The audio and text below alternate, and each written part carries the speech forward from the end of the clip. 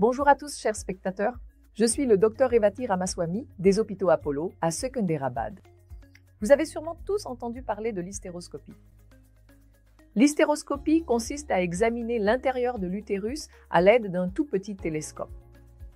Pourquoi la réalise-t-on? Chez les personnes qui ont des saignements abondants, des saignements insuffisants, des problèmes de grossesse, d'infertilité, celles qui font des fausses couches à répétition et pour bien d'autres raisons encore, nous examinons l'intérieur de l'utérus.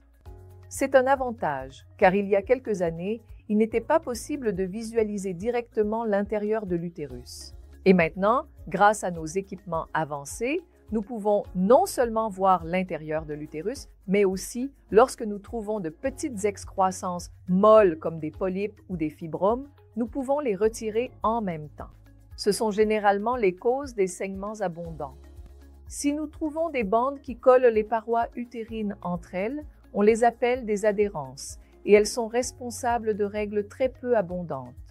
Nous pouvons libérer ces adhérences et rendre la cavité utérine unique. Parfois, certaines femmes présentent un problème congénital où l'utérus, au lieu d'être unique, est en réalité double. Il y a une cloison dans l'utérus qui divise la cavité utérine en deux. L'une de ces conditions s'appelle un septum ou une cloison dans l'utérus, qui peut être facilement diagnostiquée et sectionnée, permettant ainsi à l'utérus de redevenir unique. Donc, bien sûr, dans les cas d'avortement répété, nous pouvons trouver ces bandes d'adhérence. Parfois, nous pouvons trouver des inflammations à l'intérieur de l'utérus.